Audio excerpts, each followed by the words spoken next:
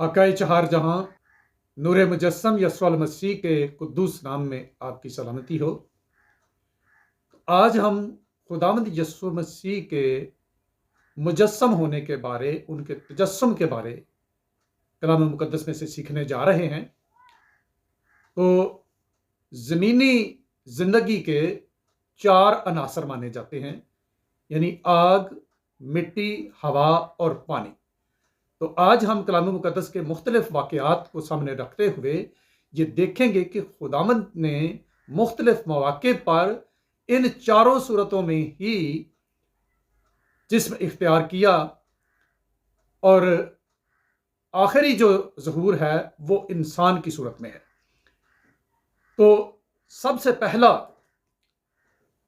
जिस वक्त पैदाइश की किताब में तख्लीक का काम देखते हैं तो पहले बाब की पहली आयत से जो बात लिखी है, जब खुदावंद ने ज़मीन के बेतरतीब मादे को लिखा है कि ज़मीन वीरान और सुनसान यानी बेतरतीब थी, तो उसको तरतीब देते वक्त वहाँ पर लिखा है कि खुदा की रूह पानियों पर जुम्बश करती थी। तो वहाँ पर जो खुदा की रूह अल्फाज इस्तेमाल किए गए हैं, उसको इब्रानी से जो उसके तराजुम बनते हैं वो रूह, तेज आंधी, जोर की हवा या जोर का झक्कड़, ये सारे ही मानी हैं। मतलब ये कि खुदा का रूह जमीन पर बहुत जोरदार आंधी की सूरत में जुम्बश कर रहा था। तो जोर की आंधी का हम पेंतीकोस्त के रोज भी जिक्र पढ़ते हैं, यानी कि ये कोई बात अजीब नहीं कि खुदा का रूह जोर की आंधी की तरह आए।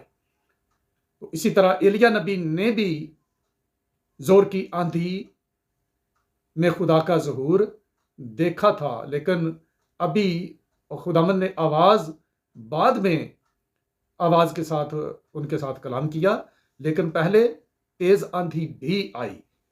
तो दूसरे नंबर पर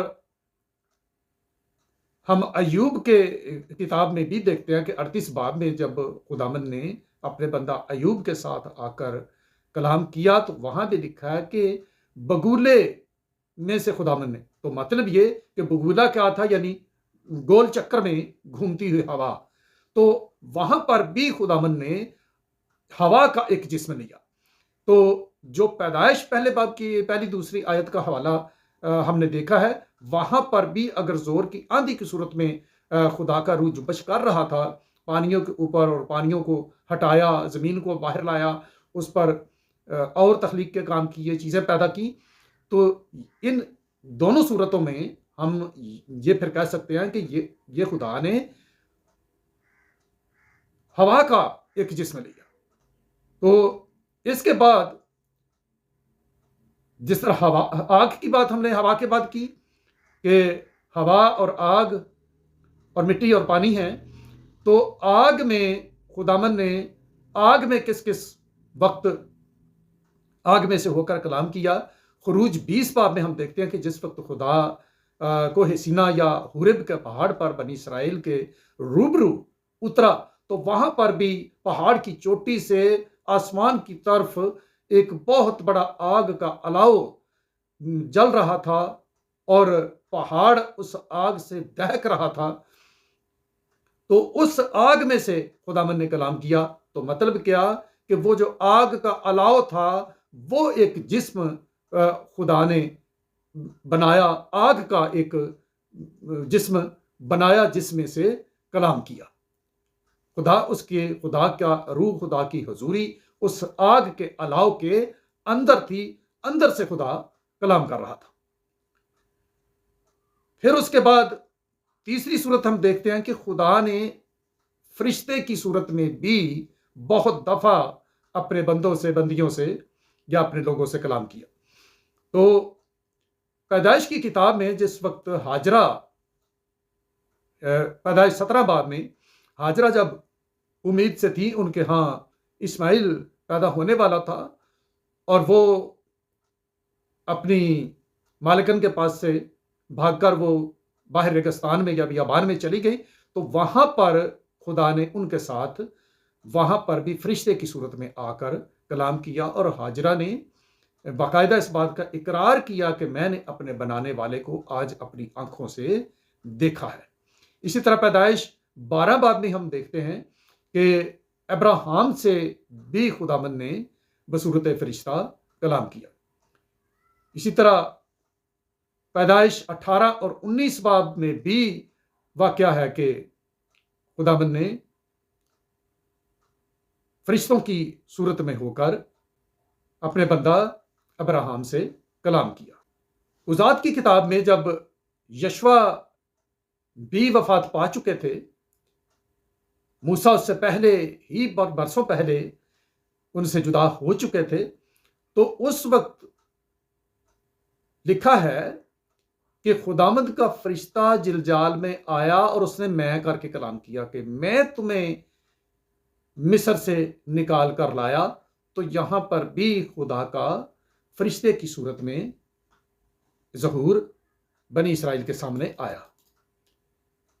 तो कुजात ही की किताब में जिदौन का वाक्य भी हम पढ़ते हैं कि जिदौन अपने कोलू में गेहूं झाड़ रहा था, तो उससे भी आकर खुदावंद के फरिश्ते ने गुफ्तगू की, कलाम किया, और जिस वक्त उसके पास से गायब हुआ तो फिर जिदौन को समझ आई कि ये तो खुदावंद का अपना ही ज़हूर था, खुदावंद खुद ही मेरे पास आया था। इसी तरह समसून के माँ और बाप से भी खुदावंद ने फरिश्ते की सूरत में आकर कलाम किया। और पैदाइश 18 बाब में खुद खुदा और साथ दो फरिश्ते इंसानों जैसा जिस्म लेकर बाप अब्राहम के पास आए, और उनके पास उन्होंने तमाम किस्म का जो इंसानों का खाना था वो सब खाया, रोटी खाई, गोश्त खाया, दूध पिया, मक्खन खाया। तो ये सारी की सारी जो इंसान की उस वक्त की खुराकें थी वो सारी की सारी उनको पेश की गई, और उन्होंने वो सब खाने खाए। तो मतलब ये कि इंसान जैसा जिस्म उस वक्त खुदामंद ने भी इख्तियार किया, और उन साथ जो दोनों फरिश्ते थे उन्होंने भी इख्तियार किया। तो उस जिस्म को बाकायदा भूख लगी, उन्होंने खाना खाया, और शाम को वो दोनों फरिश्ते फिर सदूम की तरफ लूत के पास भी गए। तो असल जो हकीकत थी खुदामद यस्सु मसीह की ज़ात की, वो ये थी कि वो आसमान पर तो एक नूर थे। तो यूहन्ना की इंजील पहले बाब की 4 से 9 आयात में बताया गया है कि खुदामंद यस्सु मसीह यानी कि खुदा का जो पहले कलाम था, जो लोगोस था, वो हकीकी नूर था जो आदमी बनकर दुनिया में आया। वहां पर जो लिखा है ना, उसमें जिंदगी थी और वो जिंदगी आदमियों का नूर थी। तो उसका सही मतलब यही है कि चूंकि खुदामंद यीशु मसीह आदमी बने, खुदा का कलाम इंसान बना, इंसानी जिस्म इख्तियार किया, तो यानी इंसान वाला जो एक आप नूर कह लें, जो इंसान वाली जिंदगी है, ये इख्तियार की। इसी तरह तिमोथियस के नाम पहले खातमे पौलुस रसूल ने 6 बाब में 14 से 16 आयात में तिमोथियस को कहा, हमारे खुदामंद यस्सु मसीह के उस ज़हूर तक हुक्म को बेदाग और बे इल्ज़ाम रख, जिसे वो मुनासिब वक्त पर नुमाया करेगा, जो मुबारक और वाहिद हाकिम, बादशाहों का बादशाह और खुदामंदों का खुदामंद है। बका सिर्फ उसी को है, और वो उस नूर में रहता है जिस तक किसी की रसाई नहीं हो सकती। ना उसे किसी इंसान ने देखा और ना देख सकता है। उसकी इज्जत और सल्तनत अबद तक रहे, आमीन। यानी जब खुदामंद अपने उस नूर में थे, उस आला अरफा मकाम पर थे, तो उन्हें कोई देख नहीं सकता था, इंसान हरगिज देख नहीं सकता, बल्कि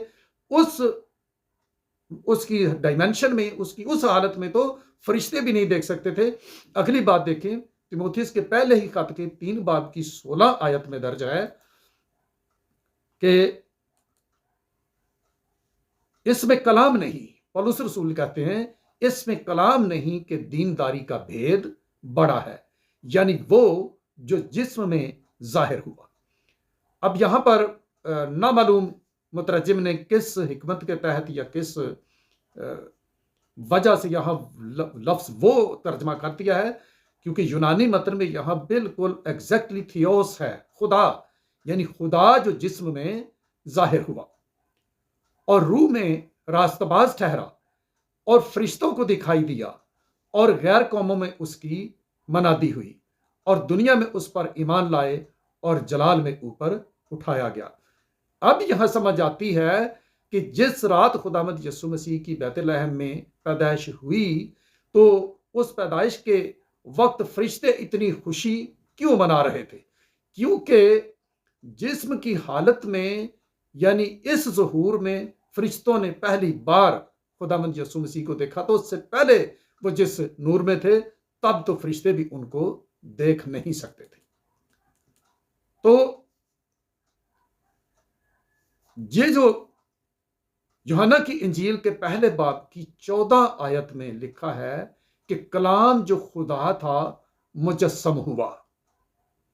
इसी तरह कुलुसियों के खत 2 बाब की 9 आयत में भी पौलुस रसूल ने लिखा है, उलूहियत की सारी मामूरी उसी में मुजस्सम होकर सुकूनत करती है। उलूहियत की सारी मामूरी मुजस्सम हुई है।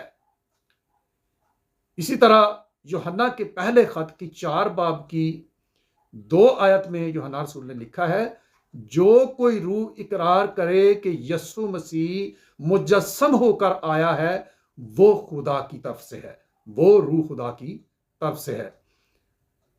लेकिन दूसरा यूहन्ना के पहले बाब की 7वीं आयत में यूहन्ना रसूल लिखते हैं, जो ऐसे दुनिया में लोग उठ खड़े हुए हैं जो यीशु मसीह के मुजस्सम होकर आने का इकरार नहीं करते। तो जो कोई यीशु मसीह के मुजस्सम होकर आने का इकरार ना करे, वो गुमराह करने वाला और मुखालिफ मसीह है। तो मुखालिफ मसीह की सबसे बड़ी पहचान क्या है कि वो खुदामंद यीशु मसीह के मुजस्सम होकर आने की नफी करता या उसका इनकार करता या उसे गलत करार देता है। अगर किसी ने मुखालिफ मसीह पहचानना हो तो ये एक नुक्ता कलाम मुकद्दस में बताया गया है। तो इस लफ्ज मुजस्सम के अब हम जरा मानी समझेंगे कि मुजस्सम होना के मानी क्या है। तो लफ्ज मुजस्सम होना की या तजसीम की या मुतजस्सद होना, इसके इनकारनेशन की क्या डेफिनेशन या क्या तारीफ बनती है। तो मैंने जो अपनी खिदमत के दौरान और सारे कलाम मुकद्दस के मुताला से जो एक डेफिनेशन जो मैंने बनाई है, जो कायम की है, जो एक तारीफ कायम की है, वो है कि कोई ऐसी जात या हस्ती जो वजूद तो रखती हो लेकिन मादी जिस्म ना रखती हो, जिसे देखा या छुआ ना जा सके, तो वो अगर जिस्म की हालत में आ जाए तो वो है जी मुजस्सम होना। यानी पहले वो हस्ती तो मौजूद थी, उसका वजूद तो था, लेकिन हमारे जैसा जमीनी मखलूकात जैसा कोई जिस्म नहीं था। तो कलाम मुकद्दस के अभी जो इससे पहले मैंने हवाला जात बयान किए, जरा वापस जाकर उनको दोबारा सुनिए। तो कलाम मुकद्दस साफ बता रहा है कि खुदावंद यीशु मसीह की ज़ाते अक़दस पहले से मौजूद थी, लेकिन कंवारी मां के वसीले जिस्म के अंदर आई, जिस्म की सूरत में आई। जिस्म के अंदर कहना भी मेरे ख्याल में दुरुस्त नहीं होगा। जिस्म की सूरत में वो ज़ात आ गई, वो हस्ती आ गई। इसीलिए पतरस रसूल ने अपने पहले खत के पहले बाब की 20 आयत में लिखा था, उसका इल्म तो बिनाए आलम से पेशतर से था, मगर ज़ुहूर अखीर ज़माने में तुम्हारी खातिर हुआ। हमारी खातिर ज़ुहूर हुआ है। तो लफ्ज़ ज़ुहूर भी चूंकि जाहिर होना से है, तो जाहिर होना भी तो उसी का है जो पहले वजूद रखता हो। वजूद था पर वो हमें नजर ना आता था, तो हमें नजर आने के लिए वो जाहिर हुआ। जाहिर होना ज़ुहूर है। तो उसके पहले से वजूद के बारे में मीका नबी के सहीफे के 5 बाब की दूसरी आयत में भी बताया गया था कि वो जो बैतलहम में यहूदा के कबीले से पैदा होगा, उसका मसदर ज़माना साबिक, हाँ, कदीमुल अय्याम से है। कदीमुल अय्याम, कदीमुल अय्याम यानी ज़ाते खुदा जो पहले से मौजूद है, जो वक्त के शुरू, अय्याम के यानी वक्त के शुरू होने से जो पहले से ज़ात या हस्ती मौजूद है, यानी एलोहिम खुदा, उसमें से वो निकला है। मस्दर निकला हुआ, उससे सादिर हुआ। तो इन्हीं इक्तबासात बाइबल की बिना पर मैंने ये डेफिनेशन कायम की जो अभी मैंने बयान की थी। तो